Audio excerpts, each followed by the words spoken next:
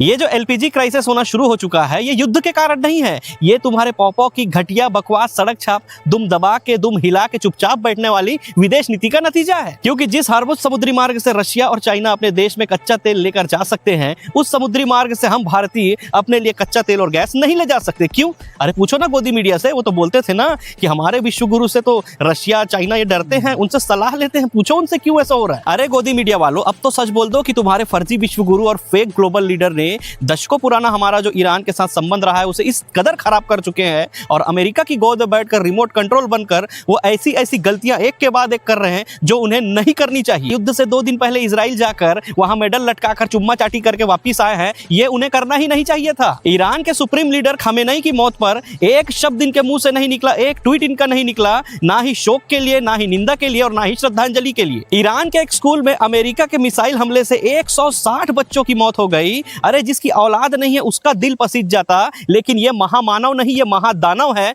ना इसका दिल पसीजा और ना ही इसके मुंह से एक शब्द निकला। हमारे देश के कार्यक्रम में शरीक होने के लिए ईरान से शिप में सैकड़ों लोग आए, जिसे वापसी में अमेरिका ने अपने मिसाइल से उस शिप को उड़ा दिया, जिसमें सैकड़ों लोग मारे गए। अरे आपके घर में कोई मेहमान आएगा और वापसी में उसकी दुर्घटना से मौत हो जाएगी, आप अपने घर में चुपचाप बैठे रहोगे? बताइए। लेकिन ये महादानव उस पर भी एक शब्द नहीं बोला, कोई हलचल नहीं। जहाज के बचे हुए लोगों का रेस्क्यू श्रीलंका ने किया, और हिम्मत देखिए श्रीलंका की कि वो अब बचे हुए लोगों को वीजा दे रहे हैं और बोल रहे हैं कि आपके देश में युद्ध चल रहा है, आपका वहां जाना ठीक नहीं है, जब तक आप चाहें हमारे देश में रह सकते हैं। इत्तू सा देश है श्रीलंका, जिसे ना अमेरिका की परवाह है और ना ही इजराइल का डर, लेकिन 140 करोड़ लोगों का नेतृत्व करने वाला वो फर्जी विश्व गुरु और फेक ग्लोबल लीडर और महादानव आज ताली बजाने वाला, तमाशा देखने वाला गूंगा बन के बैठा हुआ है। अब क्या हुआ रे गोदी मीडिया वालों? बहुत चाटुकारी कर रहे थे ना कि युद्ध में साहब की एंट्री, साहब का बड़का एक्शन, साहब ने मिलाया फोन, साहब ने किया इशारा।